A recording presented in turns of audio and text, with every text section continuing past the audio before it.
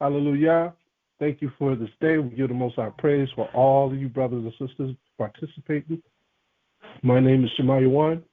You know, for the most part, we're learning together, and we are gathering as an undesired nation together to praise the Most High. Hallelujah. All right, so today's class is called, What Are We All Waiting For? Let's go to Colossians chapter 3, verse 17. Colossians chapter 3 and verse 17. And it reads, And whatsoever you do, a word or deed, do all by Hashem HAMASHAYACH Yahawashi, giving thanks to YAHAWAH by Hashem HAMASHAYACH Yahawashi, right? So we do all things through the Heavenly Father, through His Son, Yahawashi. Hallelujah. Now, let's go to Romans chapter 15 and 4. Romans 15 and 4. I hope all you brothers and sisters can hear me as we go over this conference call. Romans 15 and 4. Romans 15 and 4. For whatsoever things were written aforetime were written for our learning, that we through patience and comfort of the scriptures might have hope. To have patience is to wait. And so this is what we are practicing as the willing saints. Let's go to 2 Timothy chapter 3. This is how we open up with these scriptures. These are just the setting of the table scriptures, just so we can prepare for this class. You know, when you go to the Christian churches, how do they prepare you? They prepare you with music.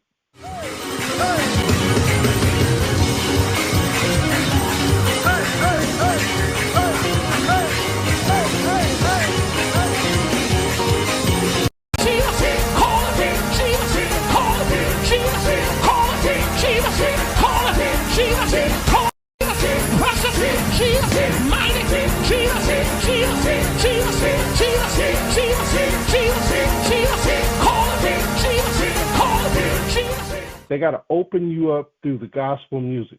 Everybody dancing and everything, and then after 5 or 6 songs come on, then you sit down and listen to not just the pastor first. They have the agenda. They talk about the agenda, the things going on in the church. Most churches have an agenda. Then they go into what the pastor speaks. But being in the spirit, we don't need all that. We don't need all that singing and everything. It'd be nice, but you know, you should already come in the spirit, waiting for what's going to happen. 2 Timothy chapter 3, verse 15. You should already be built up for this. 2 Timothy 3 and 15. And that from a child thou hast known the holy scriptures, which are able to make thee wise unto salvation, through faith which is in HAMASHAYACH Yahawashi. All scripture is given by what? Inspiration of Yahawah, and is profitable for doctrine, for reproof, for correction, for instruction in righteousness. Just in reading this verse, all scripture, we know that's dealing with all the scriptures, including the Apocrypha. Then it says inspiration, that's the stories of the Bible. When you read about Moses, when you read about Samson, it's a storyline. That's inspiration. When you're reading about the tribes of Judah, that's inspiration. This stuff inspires you. It inspires me, builds you up. Then it's profitable because it tells you the doctrine that the Most High wants every single Israelite to do. We're in unison. We all teach the same thing, nothing different. To have a good report is sharing the Gospels and seeing who accepts the Gospels. That's a good report. To bring more brothers and sisters in this, reproof is the correction, to prove to you what's in the scriptures. And the correction is what? Keeping of the law. Keeping of the law is the correction. Just like you have Department of Corrections. What is the Department of Corrections supposed to do? Rehabilitate an individual when they're in prison. Most times they don't do it, but that's what the title is about, Department of Corrections. To rehabilitate someone, to get them better, habituated back into society. So for correction, the Most High said for correction. And he says for instruction in righteousness. To know righteousness is faith, love, the fruits of the Spirit. The righteousness is keeping of his commandments. That the man of the Most High may be perfect, thoroughly furnished unto all good works. So we're going to furnish ourselves with all these beautiful things that the Most High has given us. So what are we all waiting for? That's the topic. What are we waiting for? That's the Israelites' whole bearing. What are we waiting for? We are all waiting for the return of the Hamashiach. We are waiting for the Hamashiach. I'm waiting for him. I know you're waiting for him. Let's go to the book of Acts chapter 1. The disciples were waiting for him. Everyone's waiting for the Hamashiach to return. Let's go to Acts chapter 1 in the Holy Scriptures. Let's go to verse 6. These are the disciples when they were standing with Hamashiach before he left.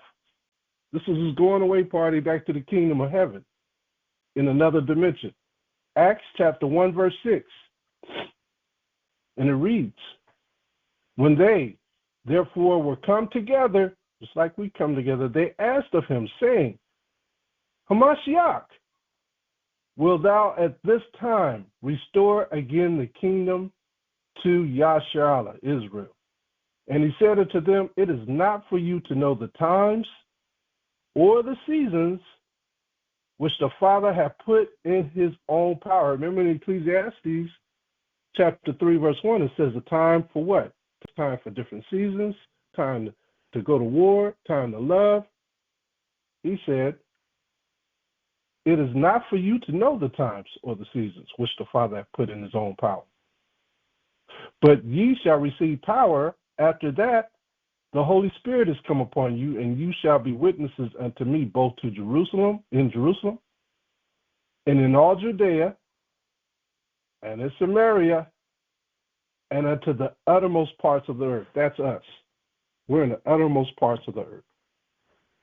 So we're all waiting for his return. We're all waiting for the power to come from on high in full essence to us on the earth. And when he returns, because it says here in the scriptures, look at verse 11. Acts chapter 1, verse 11. It says, which also said, ye men of Galilee. Galilee, these are Israelites who lived in the city of Galilee. Why stand you gazing up into heaven? This same Yahawashi, which is taken up from you into heaven, shall so come in like manner as ye have seen him go into heaven. So we're all waiting for his return. That's what we're waiting for, the return of Hamashiach. But what is going to signify the return of Hamashiach? Right? We have to endure. Let's go to Revelation chapter 7. These are the markings of his return. Revelation chapter 7. It's the last book. The revelation of Hamashiach is the whole book of Revelations. He's revealing what's going to happen in the future days, which is now. Revelation chapter 7, verse 1. We'll start there. And it reads, and after these things I saw four angels. Who saw these angels? This is John the Revelator. Standing on the four corners of the earth, holding the four winds of the earth. The four winds represent man's military. It's not necessarily the four winds, north, south, east, and west. These are the militaries. As you can see right now, what's gearing up are wars and rumors of wars all over the world. China's gearing up. Russia's gearing up. The U.S. is gearing up, running out of money, running out of artillery. Israel is involved. The Revelation 2 and 9, Israel, they're involved. Britain is, everyone is involved. These are the four winds of the earth, the militaries. That the wind should not blow on the earth, nor on the sea, nor on any tree. This is the reason why you don't see any of that smoke coming this way from various parts of the earth that are warned. And I saw another angel ascending from the east, having the seal of the living power. Now, if we lived in the east, we wouldn't have to worry about the east. But we're in the west. The Revelator was seeing this coming from the west. And he cried with a loud voice to the four angels to whom it was given to hurt the earth and the sea, saying, hurt not the earth, neither the sea, nor the trees. You got to remember, the Revelator, he was placed in Mystery Babylon when all these parables and all these prophecies were going on. He was literally, spiritually placed where all the stuff is going to happen. So he was seeing this stuff from Mystery Babylon going on. Verse 3, saying, hurt not the earth, neither the sea, nor the trees, till we have sealed the servants of our power in their foreheads. What are we waiting on? We're waiting on this. We're waiting on everyone to be sealed in their foreheads. With what? The law, statutes, and commandments, and the faith of Hamashiach. And I heard the number of them which were sealed. And there were sealed 144,000 of all the tribes of the children of Israel. Now, does that say everyone? No. And as you read on, 5, 6, 7, 8, it talks about the different tribes of Israel. Judah talks about Reuben, Gad, Asher, Naphtali, Manasseh, Simeon, Levi, Issachar, Zebulun, Joseph, Benjamin. It talks about all the 12 tribes being resurrected. It doesn't talk about all the nations on the earth. And then it talks about the multitude of Israelites, which is millions of Israelites in verse 9. But before the 8 of those are the leaders of Israel, the 144,000.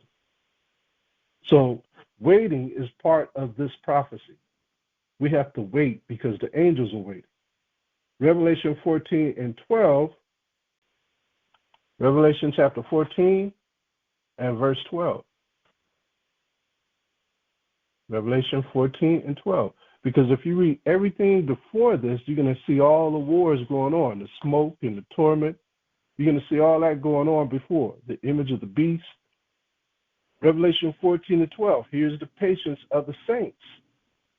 Here are they that keep the commandments of Yahawaah and the faith of Yahawashi. So this is the patience, to wait.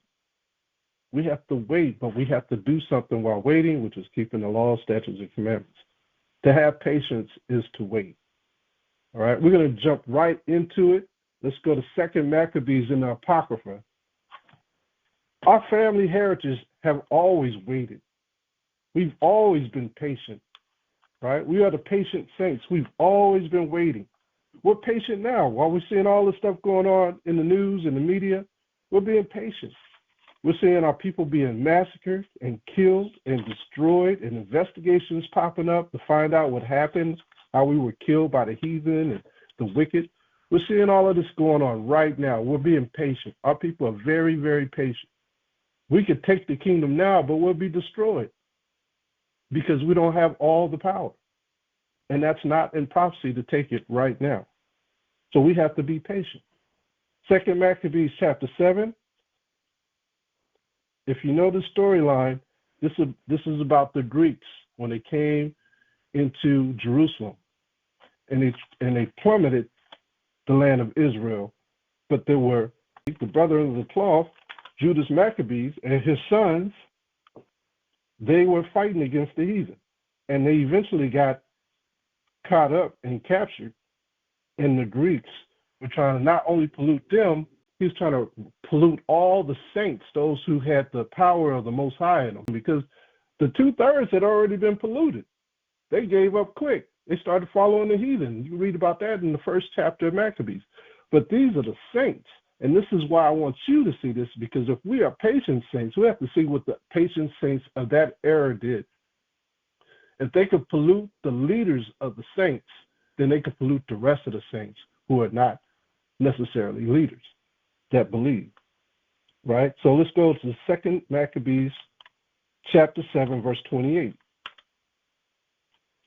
2 Maccabees chapter 7, verse 28.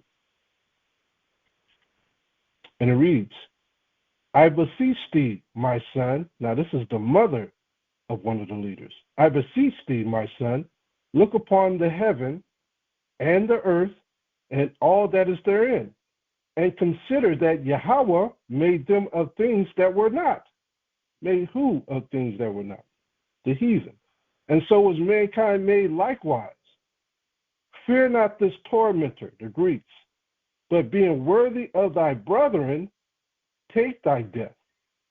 that I may receive thee again in mercy with thy brethren. So she's saying that she believes in the resurrection. While she was yet speaking these words, the young man said, whom wait ye for? What are we all waiting for? He says, whom wait ye for? I will not obey the king's commandment, meaning the president's commandment or the king of this wicked world commandment. But I will obey the commandment of the law that was given unto our fathers by Moses. And thou, that hast been the author of all mischief against the what? The Hebrews, shall not escape the hands of Yahawah. For we suffer because of our sins. And though the living power be angry with us a little while for our chastening and correction, yet shall he be at one again with his servants. See, that correction is what we read about in Timothy. But thou, O godless man, and of all other most wicked, be not lifted up without a cause, nor puffed up with uncertain hopes, lifting up thy hand against the service of Yahawah.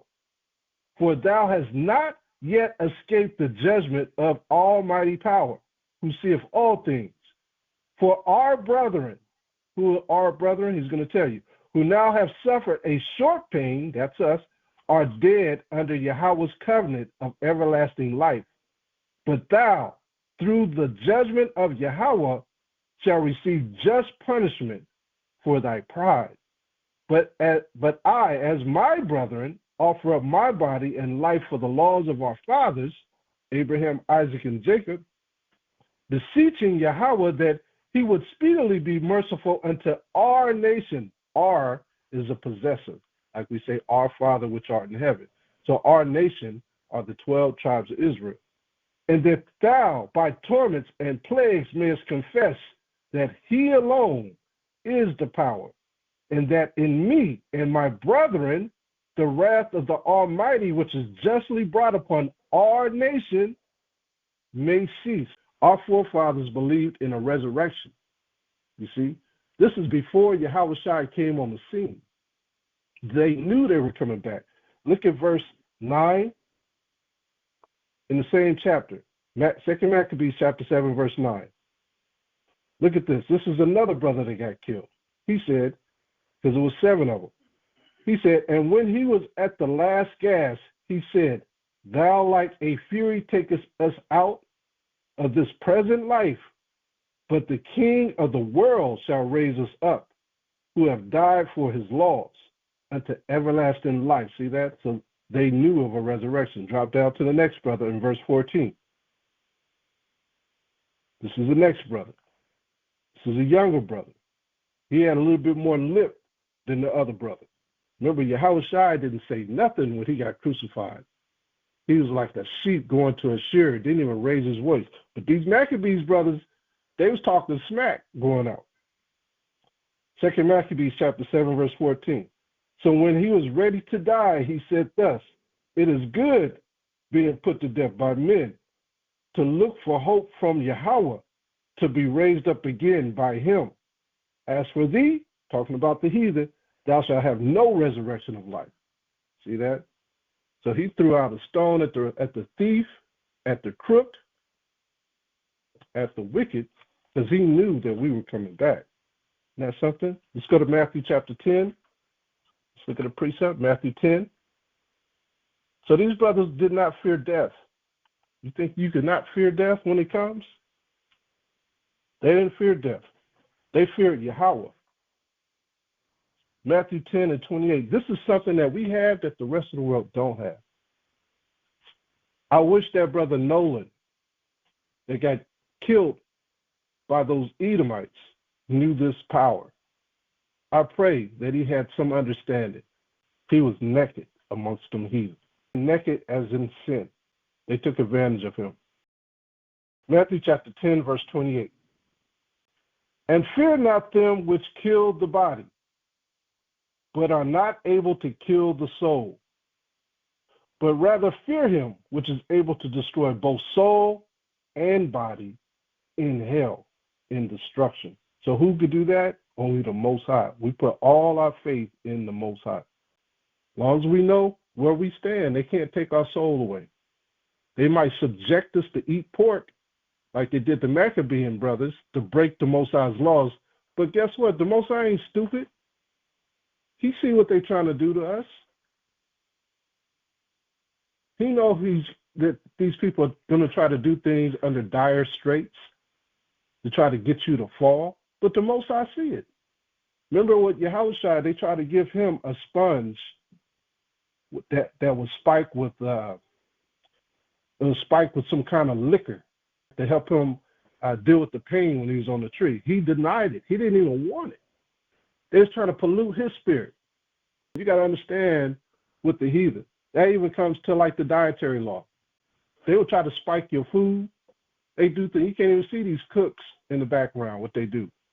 But they know who you are. There's too much information coming out, y'all. Be circumspect about what's going on in this world. This truth is going to bankrupt this whole system. You got to understand that. And you think Satan wanted to be bankrupt? I don't think so. Let's go to Ecclesiastes chapter 3. We're in the Most High's army. And to be in his army, we're already past boot camp. We're in the trenches now. This is war. We're in the trenches, family.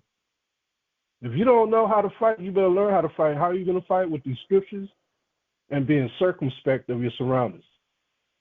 Ecclesiastes chapter 3, verse 1. That's why I say test the spirit. You got to test the spirits that you're around. Everybody ain't for this. And you also got hybrids that know the scriptures that will challenge you and act like they your friend the first 5 minutes and agree with you and then turn around and stab you. You got to know who you're dealing with. Two-faced. Turn on you quick. Ecclesiastes chapter 3, verse 1. To everything there is a season and a time to every purpose under the heaven. So we know, like Yahawashi said, that there is a season that he's returning and a time. The time when we got overcame, think about it, has already came and went. We're in captivity right now. Right now. For example, 70 AD, the destruction of Jerusalem. That already happened. The divide and scattering of the 12 tribes has already happened. The Israelites going into captivity into all nations, that's already happened. I sent 3 inserts. The Critical Review or Annals of Literature, volume 57. Now, this book was written in the 1600s, I believe, right? So, not the 1600s, 1800s. So let's go to page 140. Page 140. And I got it highlighted. Let's read the highlighted areas for the sake of time. And it says, so we know that the Portuguese and the Spaniards had a big impact on the whole world when it came to slavery. And, you know, based on the colonialism powers that was ruling, they had their own rules going to their own colonial powers in the certain areas that they took over. Like Brazil, the Portuguese took over. Argentina, the Portuguese took over. Chile, Portuguese took over. All of these places, the Portuguese, you got to remember, Portugal got the largest part of the Americas, which was Brazil, and all down South America. They got that first. The Spaniards got all the stuff up north. And then Portugal also had parts in Africa. So that's who brought us over here, the Portuguese. And then you had the Dutch. And let's read this real quick. It says, the kidnapping pursuits of the Portuguese were favored by the papal donation of the new discovered countries. What was the papal donation? The laws that was passed in Portugal by the Queen. Till Prince Henry, who meant to improve the discovery in Africa to other purposes than merely for the extirpation of the Mohammedan, the Muslims, forbade the kidnapping to his navigators. So Ishmael was also involved, the Arabs. They helped assist or furthered the affliction to sell us to these Edomites. Pope Nicholas V, in the famous bull, that is a law that was vetoed by the king, by which he granted the unknown world to the Portuguese and Spaniards. So the unknown world, that would be Africa, that would be Americas. That would be all the islands of the sea. Like the Philippines, that was all Spaniard and Portuguese. It said expressly permitted and ordered the Christians to reduce all infidels into what? Slavery. So this happened. This was a scattering.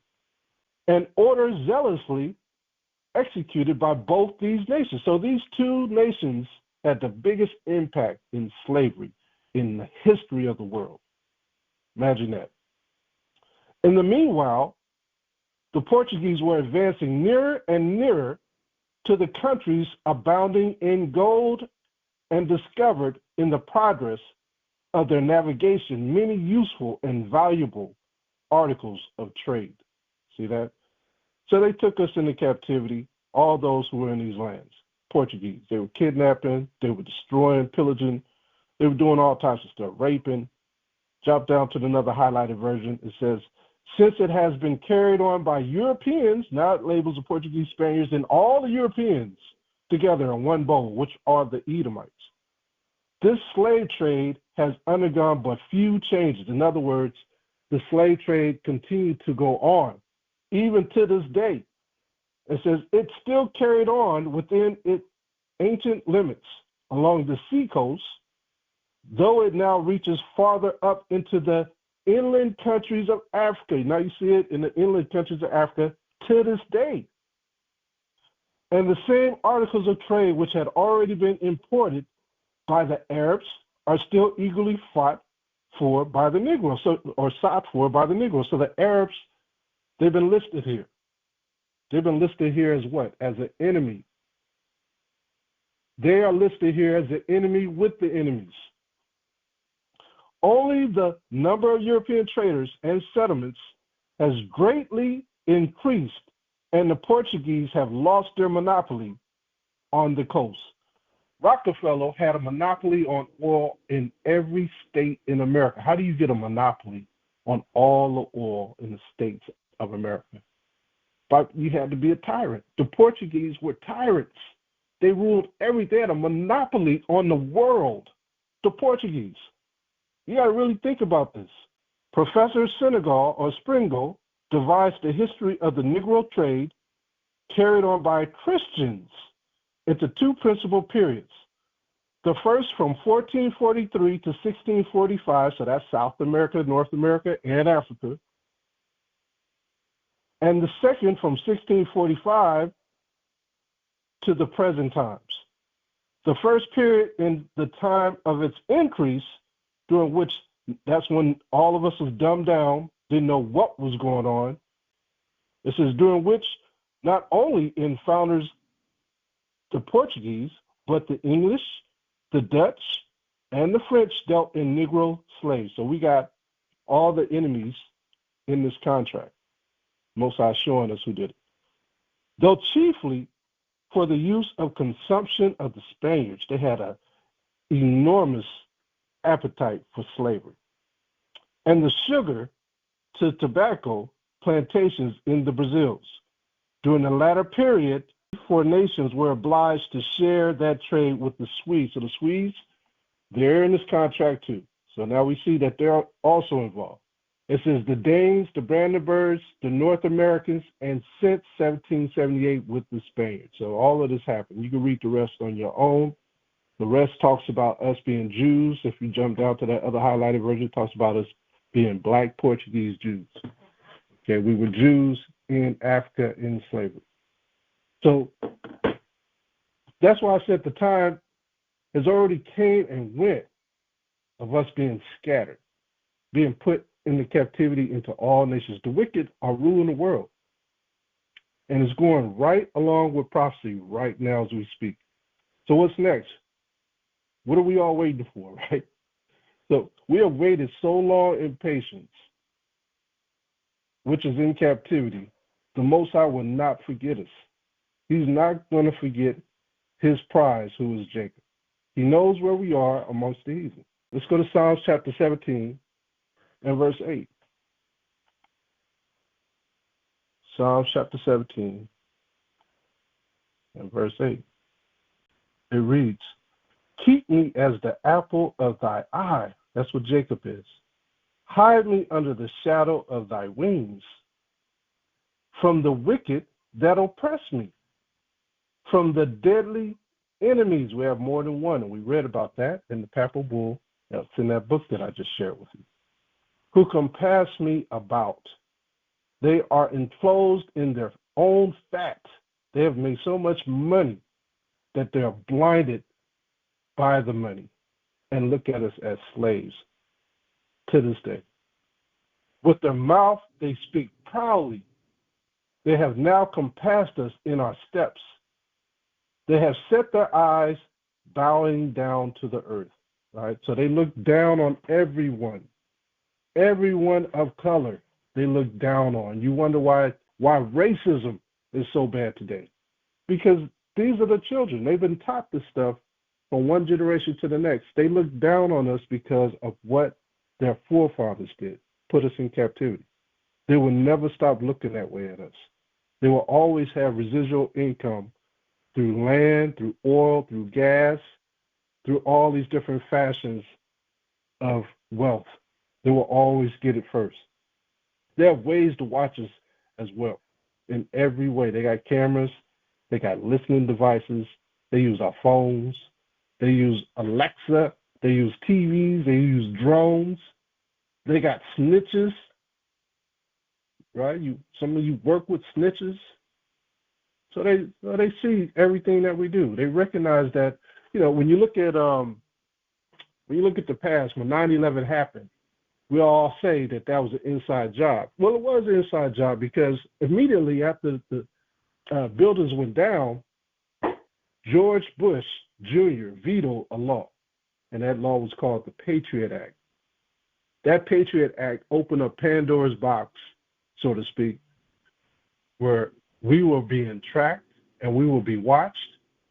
If you notice how it started, that began in, 2001? Immediately after, notice that the Spirit of the Most High started moving. We started waking up on an enormous rate all over the world.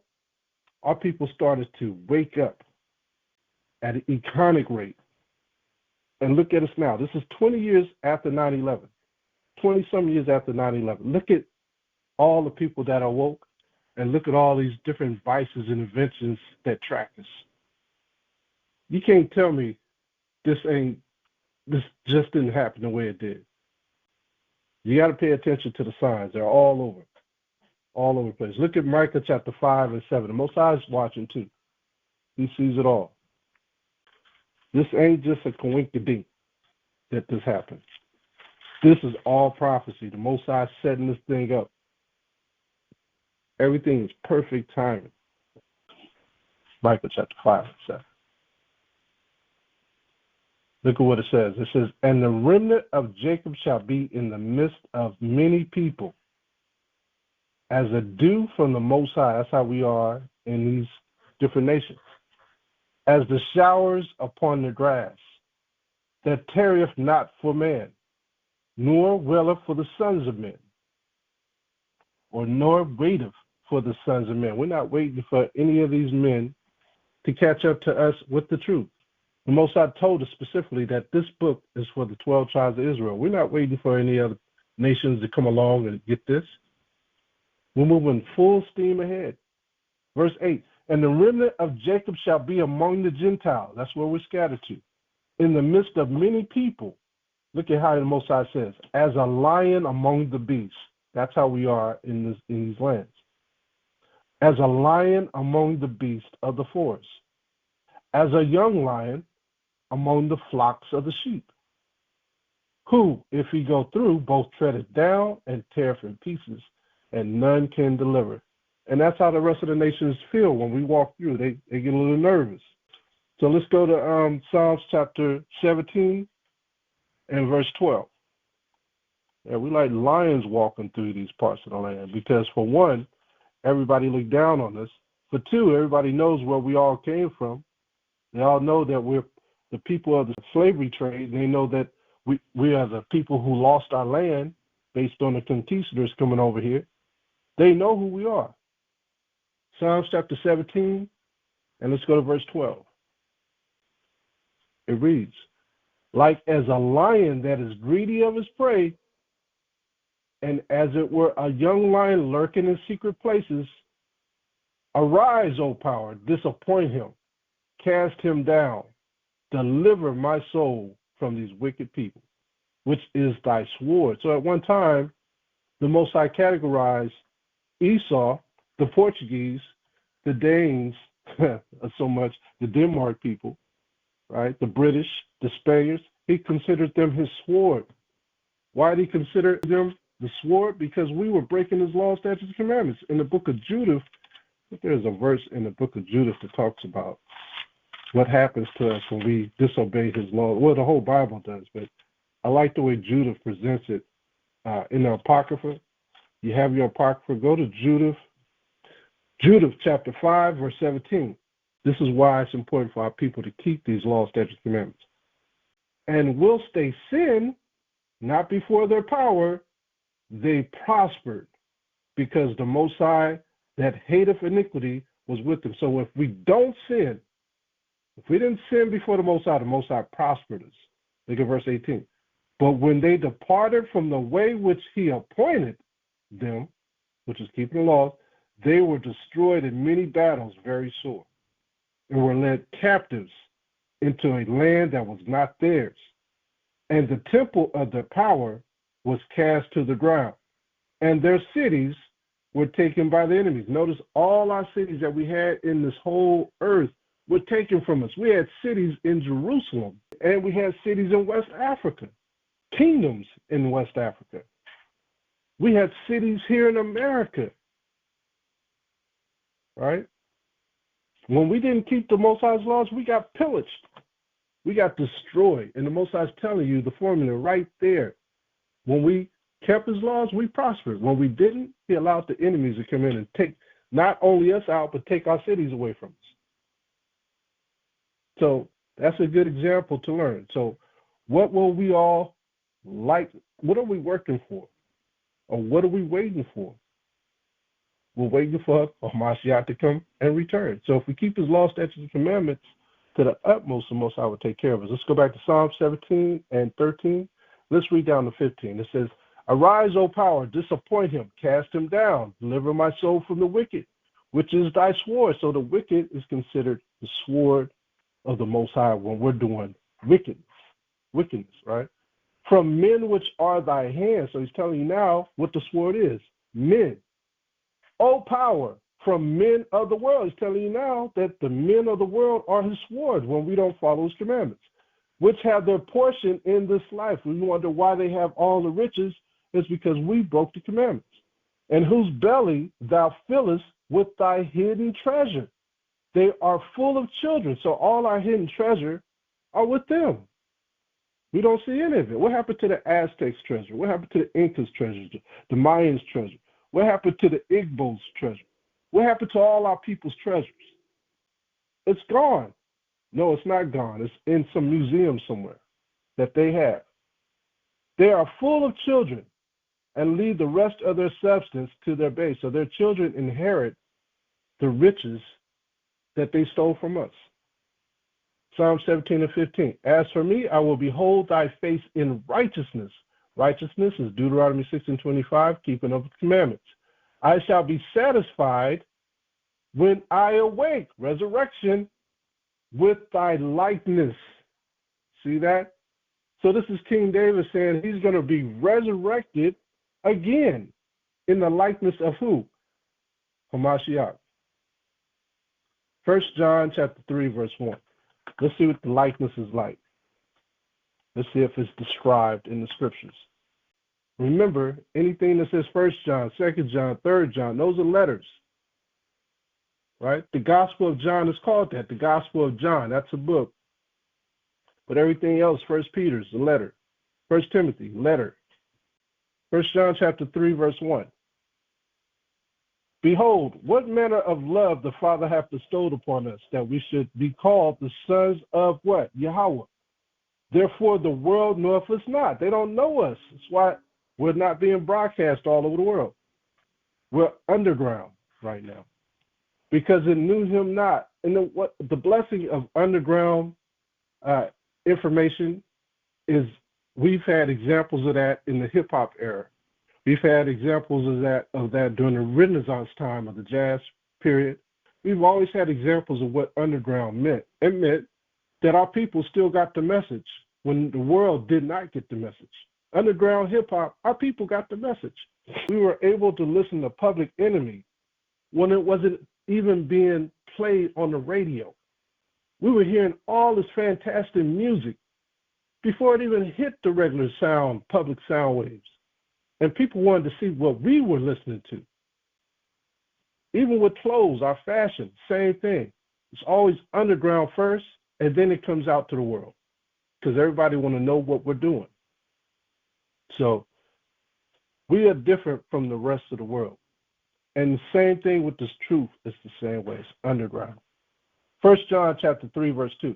Beloved, now are we the sons of the Most High? I mean, that tells you about the catacombs in Rome and Egypt. We had catacombs because it was underground. We hid our information from the world. Those were Israelites. Beloved, now are we the sons of the Most High, and it doth not yet appear what we shall be. But we know that when he shall appear, Yahawashi, we shall be like him, for we shall see him as he is. So we're going to be just like Yahawashi was upon his return, just like he was. And every man that hath this hope in him purifieth himself even as he is pure. Whosoever committeth sin transgresseth also the law. For sin is transgression of the law. So in the New Testament, it's telling you what? To keep the laws, because if you break them, it's considered a transgression, a crime. And you know that he was manifested to take away our sins, and in him is no sin. Why? Because now we don't have sacrifice. We don't have to sacrifice sheep, lamb, turtle dove, or ox to have our sins forgiven. But we still got to keep the dietary law, still got to keep the ceremonial laws, moral laws, judgment laws, which people call civil laws.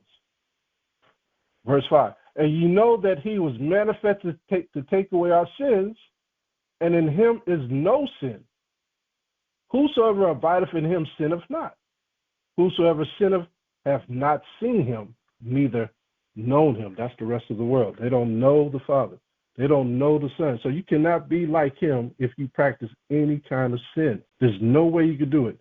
I want to show you what Yahawashi was like when he got that body. Let's go to Luke. Luke chapter 24. This is what we're going to be like. He said we're going to be like him. Let's take a small sneak peek on what we're going to be like. Because Yahawashi was here 40 days after he resurrected. For 40 days after he resurrected, he walked on the earth. And he did a lot of different things while he walked on the earth. Luke 24:36. And as they thus spoke, Yahawashi himself stood in the midst of them and said unto them, Peace be unto you. Now this is Yahawashi after he was resurrected. So he's talking.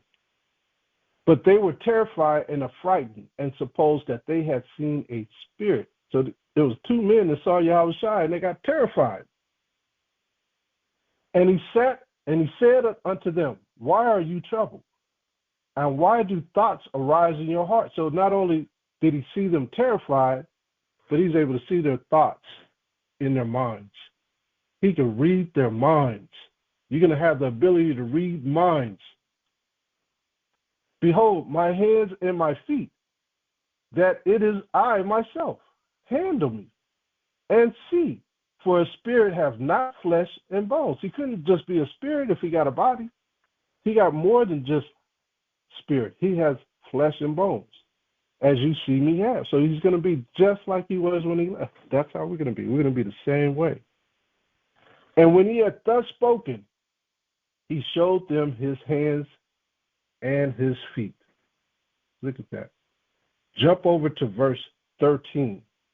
And behold, this is another incident. Two of them went that same day to a village called Emmaus, which was from Jerusalem about 80 furlongs, And they talked together of all these things which had happened. And it came to pass that while they communed together and reasoned, Yahawashi himself drew near and went with them. So Yahawashi showed up here too. But their eyes were holden that they should not know him. What does that mean, not know him? He looked like a total stranger. They didn't recognize him. So he showed up with these two brothers, and they knew who Yahawashi was, but when they saw him, they didn't recognize him. Let's go to Mark chapter 16. Hold that chapter. Let's go to Mark chapter 16. People don't realize what we're going to be like when we come back. We're going to be able to change our faces. We're going to have a different order. Mark chapter 16 and verse 12. Now, this is the same incident in a different book. After that, he appeared in another form. So this is the same incident, but now you can see why they didn't recognize him. He had another face. After that, he appeared in another form unto two of them as they walked and went into the country. They walked with him into that country it spoke of, Emmanuel. And they went and told it unto the residue. Neither believed they them. So they didn't even know it was Yahawashi sitting with them. The whole time he's walking and talking with them. Let's go back to Luke chapter 24. Imagine that. You could change your face, go around your family and see what they're talking about. Not only that, you could read their minds. Not only that, you could pop up. You can just pop up. You know, they turn the corner, and then you pop up behind the corner and walk around the corner too. Luke 24 and 17. And he said unto them, what manner of communications are these that you have one to another as you walk, and are sad? And the one of them, whose name was Cleopas, answering said unto him, so it's telling you the names of these two men, art thou only a stranger in Jerusalem, and hast not known the things which are come to pass there in these days? Like, you didn't hear about them crucifying Yahawashi? And he said unto them, what things? He act like he didn't know. And they said unto him, concerning Yahawashi of Nazareth, which was a prophet, mighty in deed and word before Yahweh and all the people. So this should destroy Islam right here, that he wasn't just a prophet. Because that's what these men, they thought he was just a prophet, but he resurrected. And how the chief priests and our rulers delivered him to be condemned to death and have crucified him. But we trusted that it had been he which should have redeemed Israel. And beside all of this, today is the third day since these things were done. See that? Yea, and certain women also of our company made us astonished, which were early at the sepulchre. Because these women, they saw him too, and they spoke of him, but back in those days, men didn't really listen to women when they were strangers, right? Especially when they were talking like this, they were like, that's never happened before. What are you talking about? Verse 23. So they really didn't believe. And when they found not his body, they came saying that they had also seen a vision of angels, which said that he was alive. So live angels came down to tell these women that Yahawashi was alive again. And they told every word of it to people in the country. Luke chapter 24, verse 24. And certain of them which were with us went to the sepulchre and found it even so as the woman had said. But him they saw not. Then he said unto them, O fools, and slow of heart to believe all that the prophets have spoken. Art not HAMASHAYACH to have suffered these things, and to enter into his glory? And beginning at Moses and all the prophets, he expounded unto them in all the scriptures the things concerning himself. And they drew near unto the village whither they went. And he made as though he would have gone further. He acted like he was walking further on, but he's going to disappear and go somewhere else. You know how you do that with people. You act like you walking with them, then you just keep walking, but you really don't want to go further. So he played that whole game with them. Verse 29. But they constrained him, saying, Abide with us, for it is toward evening, and the day is far spent. And he went in to tarry with them. And it came to pass, as he sat at meat with them, he took bread and blessed it, and broke, and gave to them. And their eyes were open, and they knew him, and he vanished out of their sight. See, he popped in, and then he popped out. He opened up their eyes so they could recognize that they was talking to Yahawashi the whole time. Switched up his face. So these are the powers that 1 John chapter 3 was talking about, that we're going to be like him, but we don't know everything, what we're going to be able to do. This is part of the resurrection. This is what the world is afraid of. This is why they're trying to taint you with all this wickedness, so you don't get these bodies, because they know when we get them, we're going to be walking on the earth amongst these people.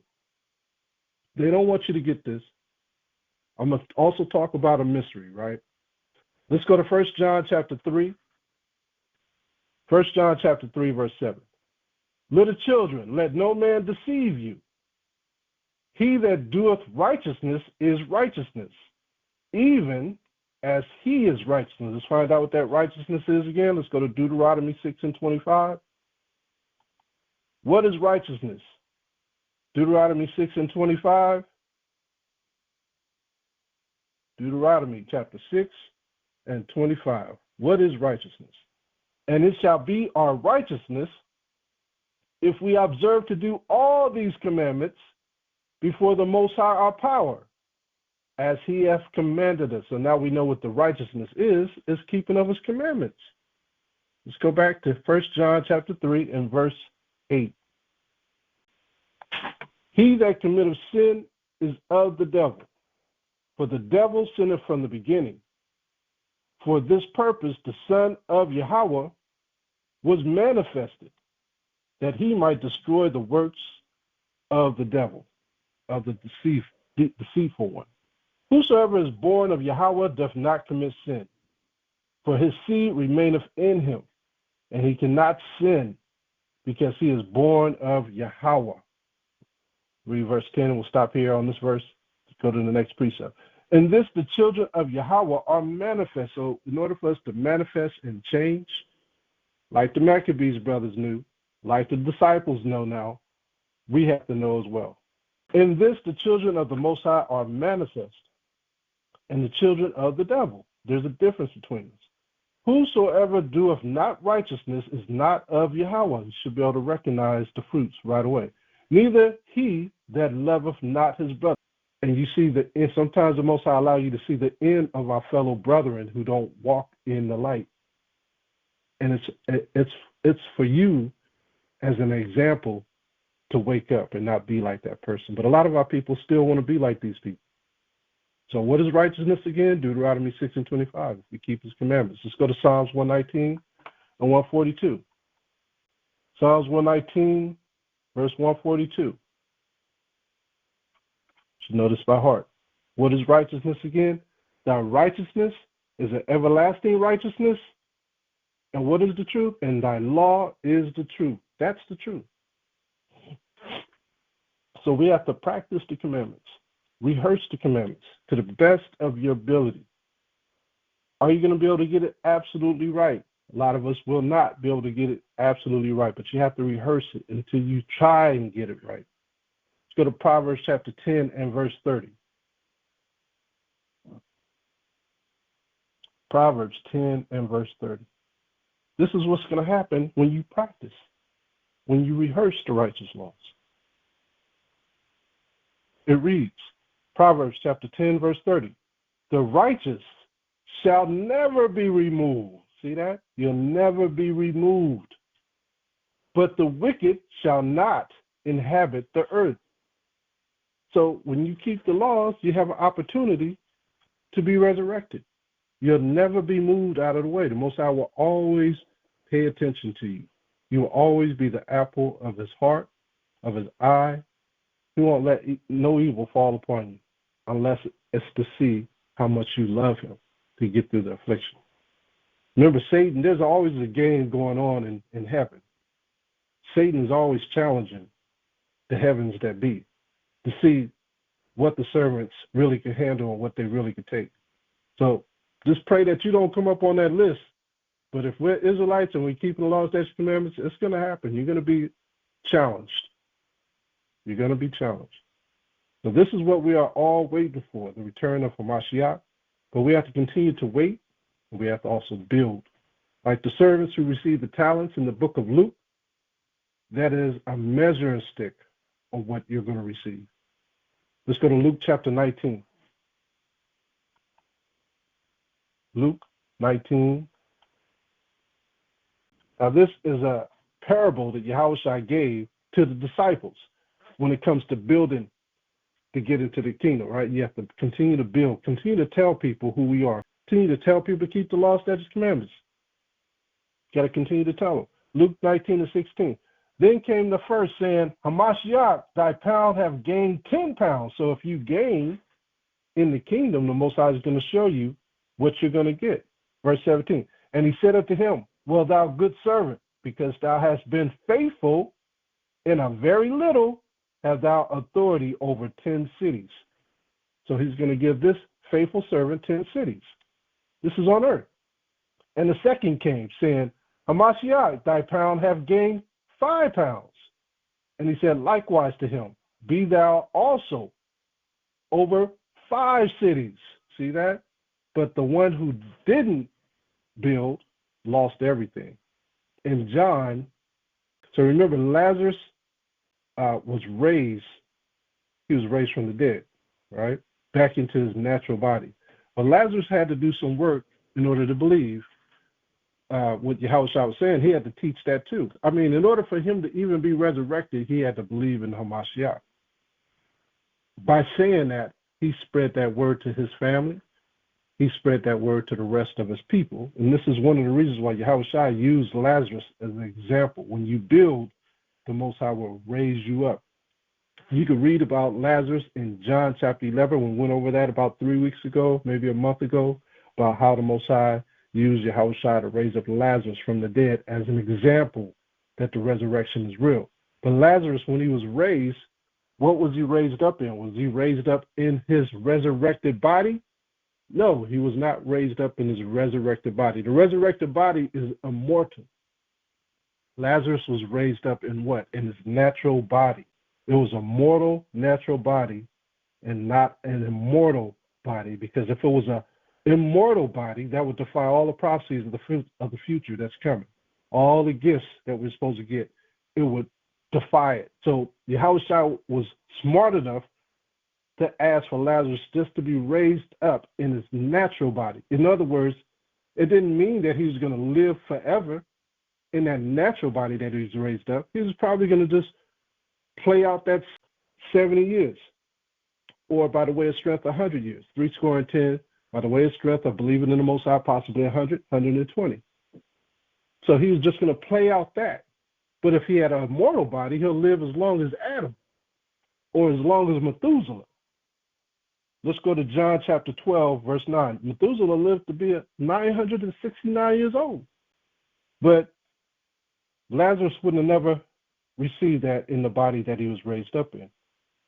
Let's go to John chapter 12. John chapter 12, verse 9. Check this out. When Lazarus raised up, he was an example for the world to see that Yahawashi was the Hamashiach. But check this out. John chapter 12, verse 9. Look at this plot. This was a plot from the Jews, from the Judeans. Back then, that was in political power. John chapter 12, verse 9. This is the Gospels. Much people of the Judeans therefore knew that he was there, and they came not for Yahawashi's sake only, but that they might see Lazarus also, whom he had raised from the dead. But the chief priests consulted that they might put Lazarus also to death. See that? Because that by reason of him, many of the Jews or Judeans went away and believed on Yahawashi. So they was going to put Lazarus to death again. See, that's an abomination. But they knew that Lazarus was in a natural body, and they could kill him again. See that?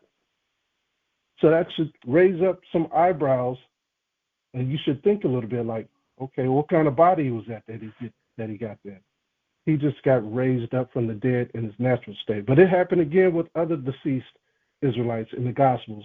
When you notice Yahawashi's resurrection, more bodies resurrected or were resurrected, but not in their immortal state, okay? But in a mortal, natural state, as an example. Look at Matthew chapter 27.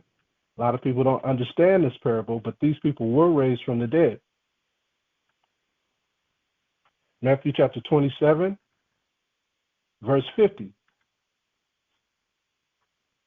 Matthew chapter 27, verse 50. All those words that the Maccabean brothers were speaking were correct, right?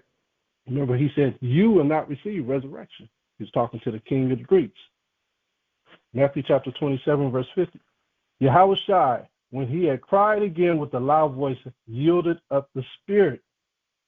And behold, the veil of the temple was rent and torn from the top to the bottom. This is in the tabernacle. And the earth did quake, and the rocks rent, and the graves were opened. And many bodies of the saints which slept arose and came out of the graves after his resurrection, and went into the holy city, and appeared unto many. You see that? So it happened again. What were they raised up in? It wasn't their immortal bodies. They were raised up in their natural bodies. As an example, okay? You got to notice, where did these saints go as soon as they were raised? They went to the cities. Remember Yahawashi said, to you I will give 5 cities, to you I will give 10 cities. They went straight to the cities. The next time, they're going to receive their immortal bodies and take the cities. They're going to take the cities, right? So they were only able to live the full natural state of their bodies, which was the order that Yahawashi put on mankind after Psalms, where he says, you will live 70, possibly by the way of strength, to 100, 120. All right? Hope you can get that. Let's go to Romans chapter 8 and verse 11. He could not beat that prophecy of showing people that immortal people could live on the earth, or else they'll still be here. He was only able to raise them up. And I would like to say this, if he's raising up people like that, that would be more like the Gentiles. They will probably wake up those that believe in the natural state, and they will live out the course of their bodies. But Israelites will not be like that. The Israelite leaders will have immortal bodies, possibly even the multitude.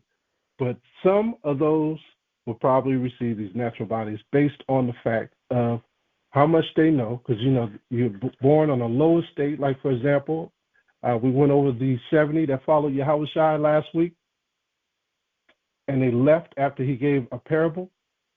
We all have a position in the kingdom. Those who left, he said that they were written in the book of life in heaven.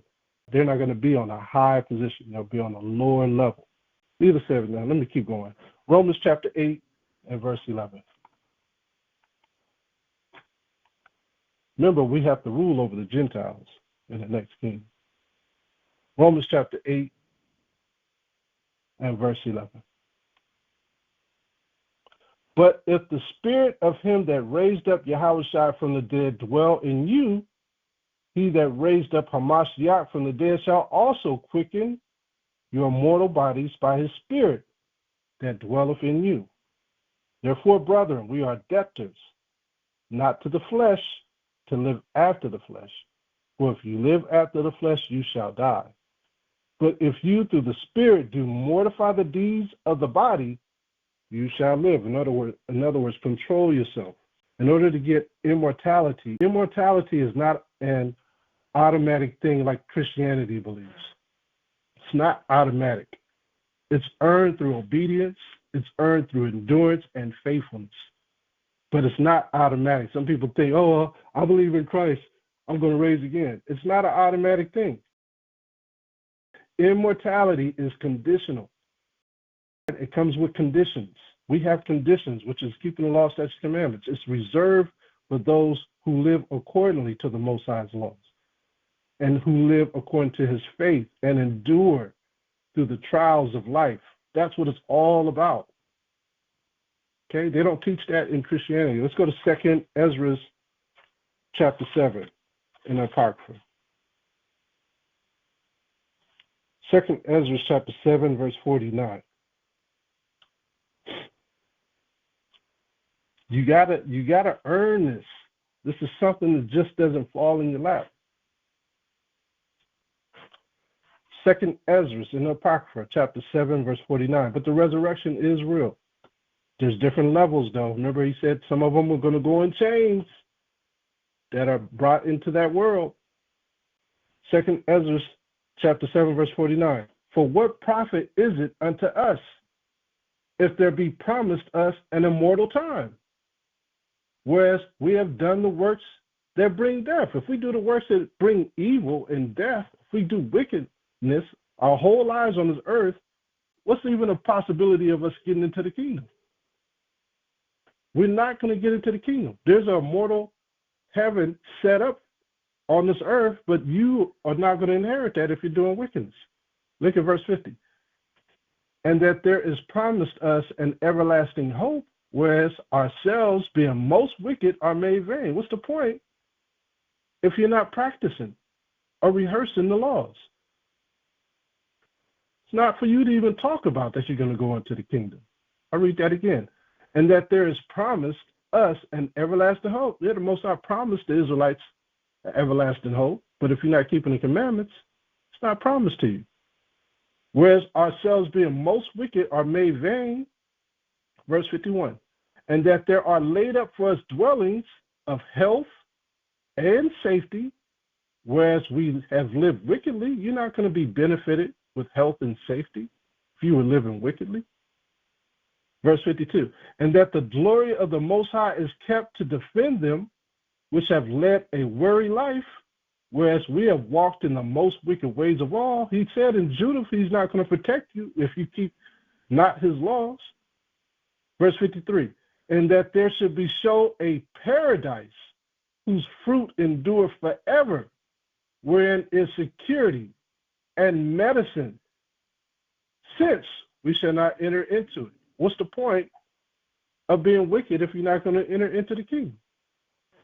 So he's telling you all these things. We have to walk in the light of the Father by keeping his commandments in the faith of HAMASHAYACH in order to go into that immortal world. The whole earth is going to turn immortal, except for those who dwell outside the temple. That's written of in Revelation 22, that are still practicing sorcery, idolatry, who are acting like dogs. Let's go to 1 Corinthians chapter 15. Let's look at what that immortality brings. 1 Corinthians 15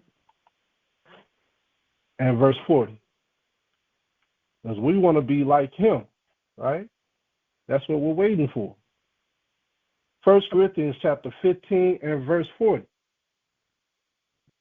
He said that we'll be like the angels, but look at what this says. 1 Corinthians 15 and 40. There are also celestial bodies. Who are the celestial bodies? Or celestial? Those are the angels.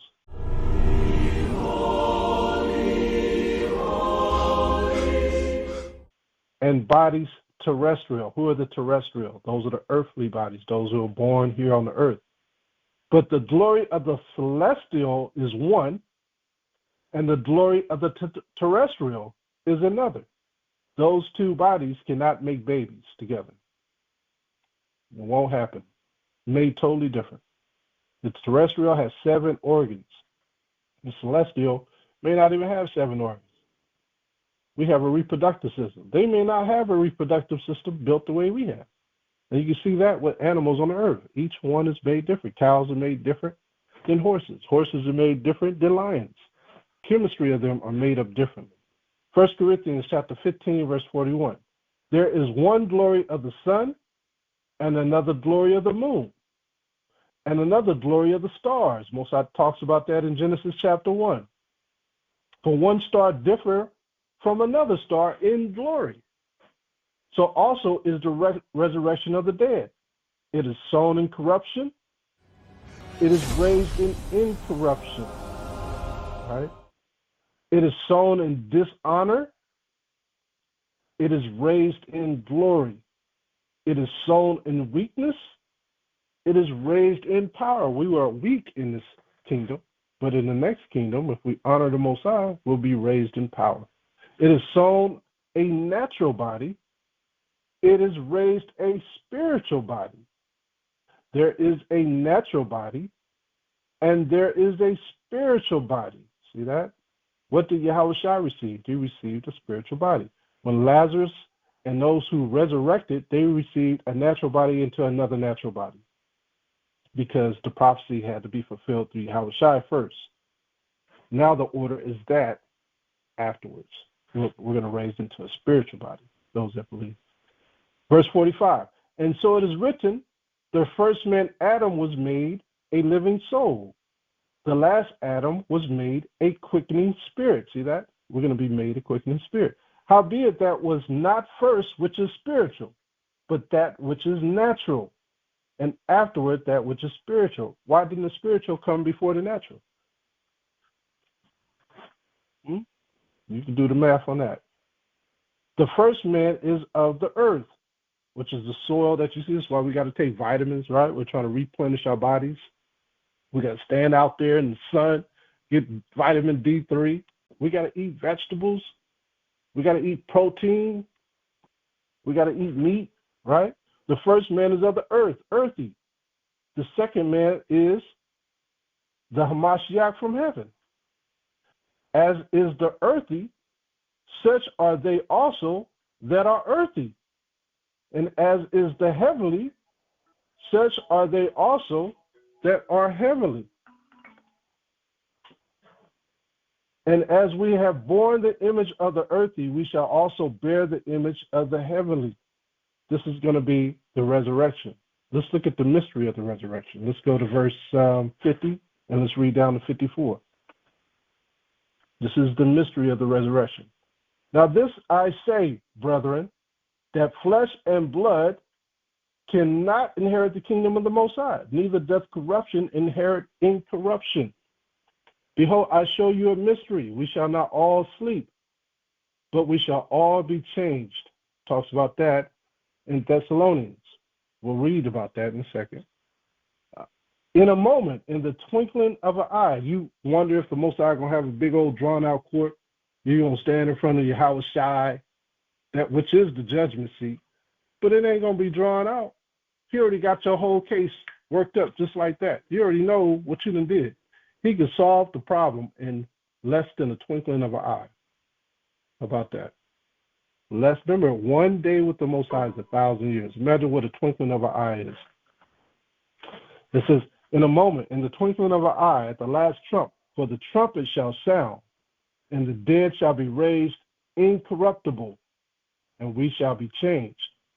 For this corruptible must put on incorruption, and this mortal must put on immortality. That's what we're hoping for. So when this corruptible shall have put on incorruption, and this mortal shall have put on immortality, we want to be immortal, then shall be brought to pass the saying that is written, death is swallowed up in victory. So when we get those bodies, we're going to be able to do the things that Yahawashi did. What we saw in Matthew, when the saints rose up, they rose up in a natural state as an example to the resurrection, but that is going to be corruption for the wicked. That cannot inherit the kingdom of the Most High. The wicked will not inherit the kingdom, okay? The Israelites are going to inherit the kingdom. Everything else will be under the Israelites' thumb. Remember 1 Corinthians 6 and 9. You have to remember the verses, the precepts. 1 Corinthians 6 and 9 tells us, look at 1 Corinthians 6 and 9. He tells us in this chapter, in this verse, 1 Corinthians 6 and 9, we're almost done. Know ye not that the unrighteous shall not inherit the kingdom of the Most High? Be not deceived, neither fornicators, nor idolaters, nor adulterers, nor effeminate, nor abusers of themselves with mankind. These are going to be outside the door. withering away in their sins, dying through corruption. Their bodies are going to just wither away outside of the kingdom of the Most High. Those that are left on this earth, they're going to wither away. All right? They don't align with the kingdom of the Most High at all. At all. Let's go to Romans 6 and 23. Almost done. Romans 6 and 23.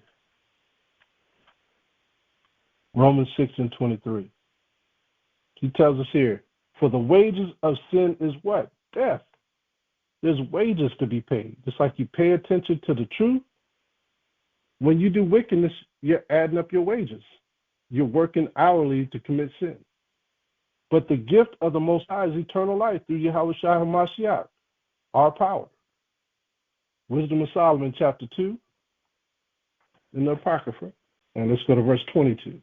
If you read this chapter in Wisdom of Solomon, chapter 2, it's talking about the heathen who took our crown, the heathen who are claiming to be us in today's time.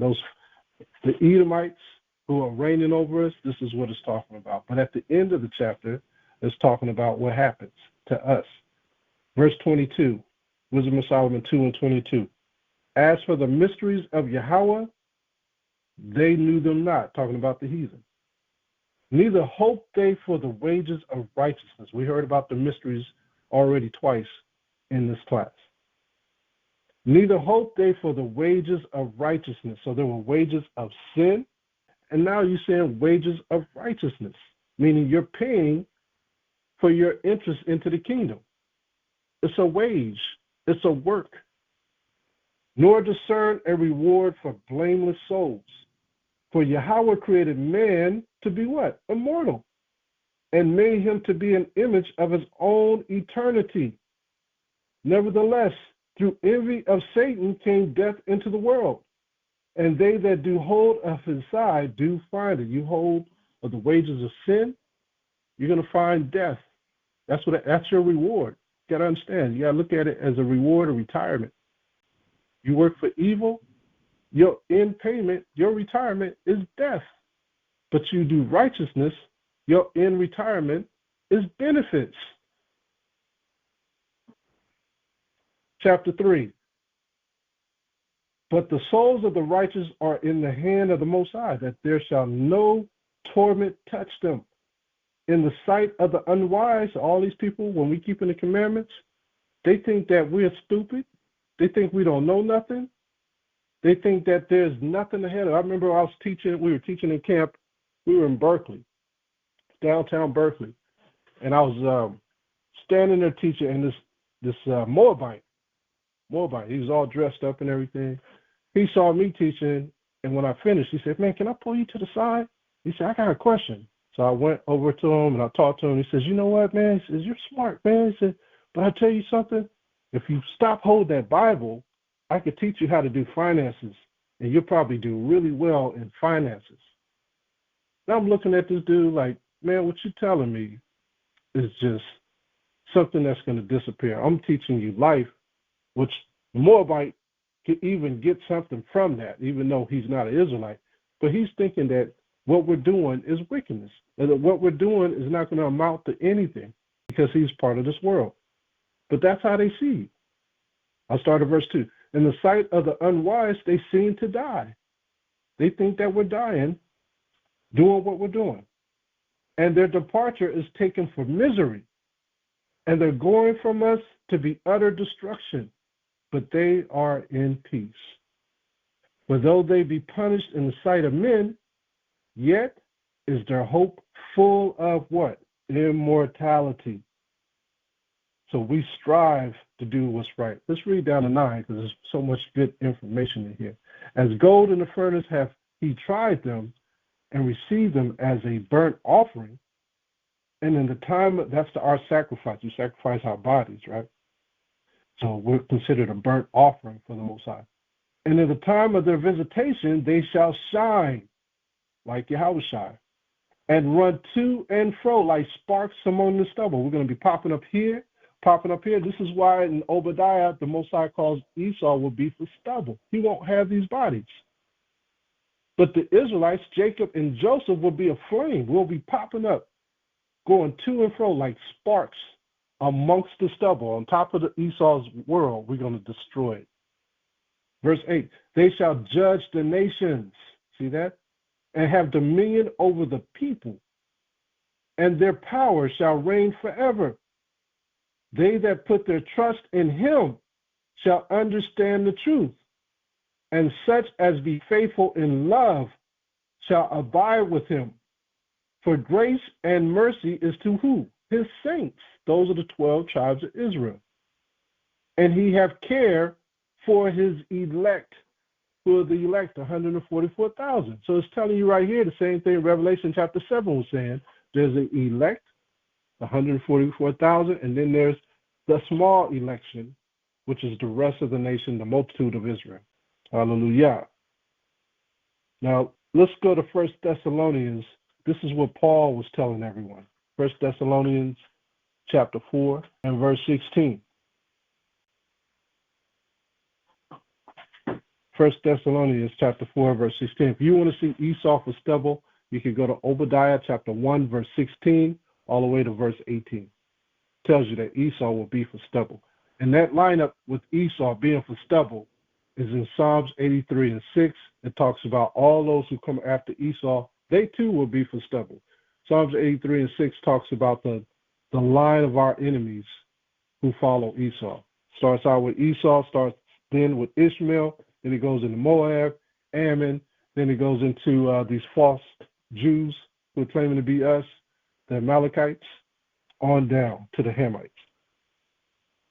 1 Thessalonians chapter 4, verse 16.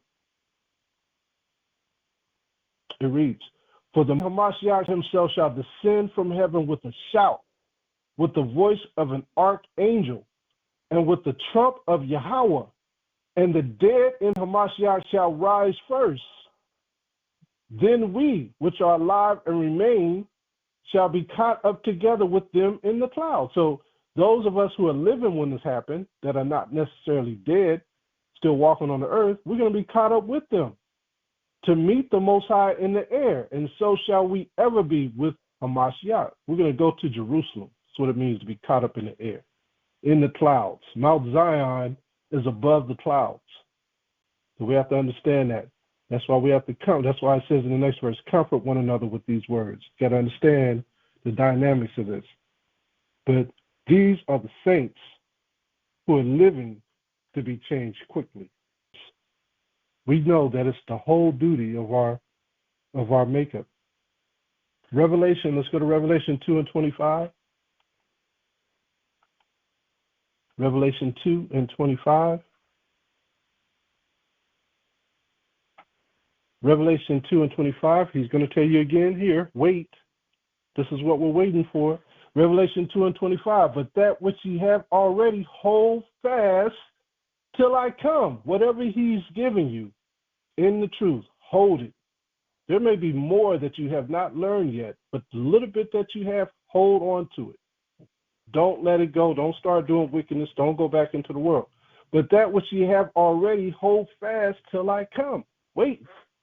And he that overcometh and keepeth my works unto the end, to him will I give what? Power over the nations. That's on earth. We're going to rule over all these nations. In our kingdom, the other nations are going to live to their full life. In our kingdom. But we're going to outlive them because we're going to be in our kingdom. Like Adam and Eve were in their kingdom and they lived a long time. But outside of Adam and Eve's kingdom, the other people did live a long time. Just look at the ocean, look at the sea animals, and look how long turtles live, whales live. It didn't affect them. It affected everything on top of the earth what Adam and Eve did. Nothing, it didn't affect those under the sea. All of those are living 500. Just think about that. Revelation 2 and 27. And he shall rule them with a rod of iron, as the vessels of a potter shall they be broken to shivers, even as I received of my Father, and I will give him the morning star. So we're going to take over this place. See that? He that hath an ear, let him hear. Let's go to Revelation 5 and 9. Revelation 5 and 9. And they sung a new song, saying, Thou art worthy to take the book and to open the seals thereof. For thou wast slain and hast redeemed us to Yahawaah by the blood out of every kindred and tongue and people and nation. The Israelites were scattered. And has made us unto our power, what? Kings and priests. And we shall reign where? On the earth. One last verse, one last chapter and verse, Ezekiel. So this is what's going to happen. This is what we've been waiting on. We're waiting on this to happen. See, the churches don't teach that we're going to reign on the earth. Christianity don't teach that. They're trying to rob people of their inheritance while they steal and kill on the earth and take what they want. Ezekiel chapter 37, verse 21. And let's read down to, all of this is good. Let's just read down to the end of the chapter. Ezekiel 37 and 21. And say unto them, Thus saith the Most High of hosts, Behold, I will take the children of Yashala from among the heathen. That's where we all scattered. This is the end days, whether they be gone, and will gather them on every side and bring them into their own land in the clouds. And I will make them one nation in the land upon the mountains of Yashala. And one king shall be king to them all. And they shall be no more two nations. Who is that? The southern kingdom of Judah and the northern kingdom of Ephraim. Neither shall they be divided into two kingdoms any more at all. Neither shall they defile themselves any more with their idols, nor with their detestable wicked foods that they eat, right? Detestable things, nor with any of their transgressions. But I will save them out of all their dwelling places, wherein they have sinned, and will cleanse them. So shall they be my people, and I will be their power. And David, my servant, shall be king over them. He's going to be resurrected too, King David. So King David is going to be the king on the earth. Yahawashi is going to be the king of the atmosphere, over all the stars and all that. And the Most High is going to be the king over all. You understand? And David, my servant, shall be king over them, and they all shall have one shepherd. They shall also walk in my judgments and observe my statutes and do them. And they shall dwell in the land that I have given unto Jacob, my servant, wherein your fathers have dwelt. And they shall dwell therein, even they and their children and their children's children, forever. And my servant David shall be their prince forever. Moreover, I will make a covenant of peace, laws, statutes, commandments with them.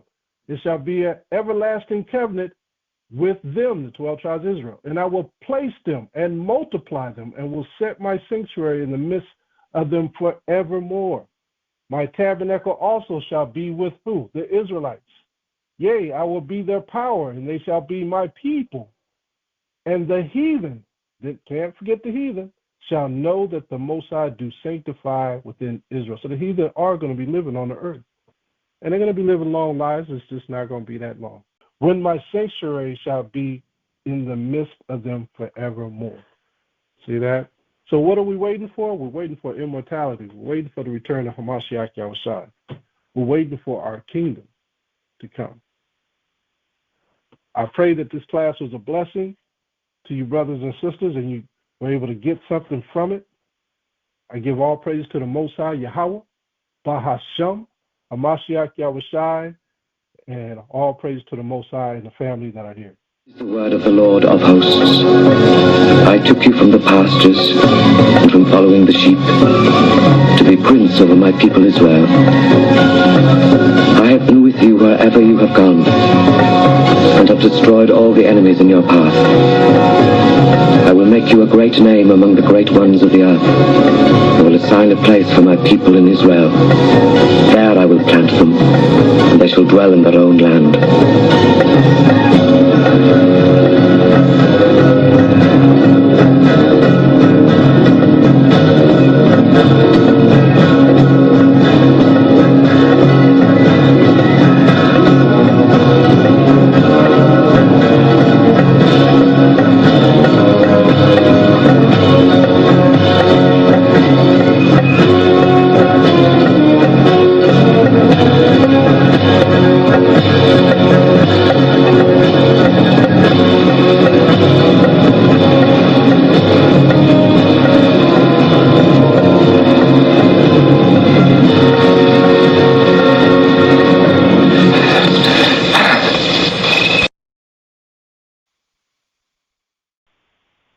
Any questions, statements, or comments for today's class on the Shabbat day? Real quick, that great miracle that Yahawashi did, raising Lazarus from the dead, he didn't want the Sadducees and Pharisees to stomp that out. And by his resurrection, he says, shoot, I'm going to just trickle this. Most High allowed him to just trickle that great resurrection that he did for Lazarus for the rest of them to prove that he is that man, that he is our power that's going to send him back on earth to resurrect us. And he just had all those people come out their graves and go into the cities to their families to prove that Yahawashi is the Hamashiach. And yet, to this day, we got people who are taking our land, don't even want to believe that he already came. And that the next time he returns, he's returning with power to destroy not only those who took us into captivity, but especially them. He's going to take them out. It's a beautiful thing when you know the truth. Any other questions, statements, or comments for today's class, man?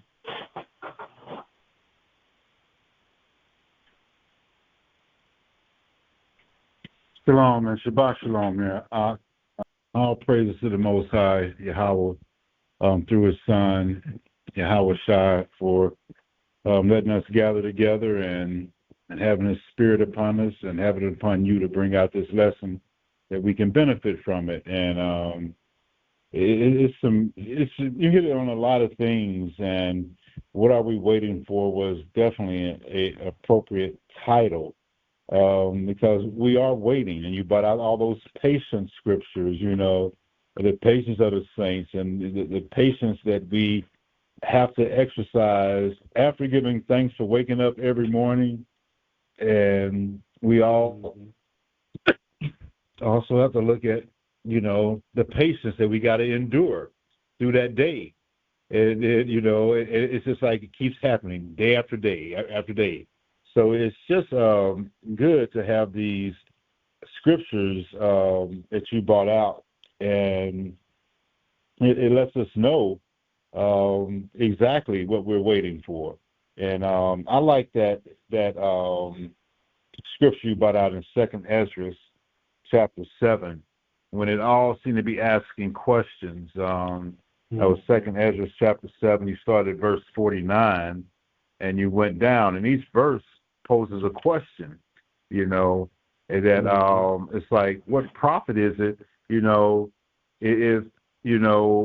if there be promised immortality, and we have done the works that bring death, and it just goes to each one of them. And as you were reading each one of them, and as I was reading along, it made me think about, that's how we probably used to think when we were in another religion or some of that nature, because it's always taught that, okay, all you got to have is this, and you're good to go. And so it's basically, you now put on a scale someone who is just living like they want to, and then holding that little get out of jail free card by saying, oh, I believed in them. I believed in that Jesus. I believed in them. Mm-hmm. And even though all their works are wicked, and even when we try to talk to them, they still just say, nah, that's you making Christ minimize his death, this and that. And they just, and it's like, well, what benefit, if that's the case, what benefit is doing righteousness? I mean, each one of those questions ask that, the glory of the Most High, that we defend, and if we walk wicked to those things, I mean, what benefit are those things? It's like, and I really like those scriptures that you brought out, and I hadn't heard them in a while, so I'm glad you brought them out again, because that's, what we're waiting for, bro. So, again, I'm going to be quiet. And it all made a lot of sense. And the immortality is always what hits me the most, is that because that is when time doesn't even, it is just like minimized. It don't even, because you can't die.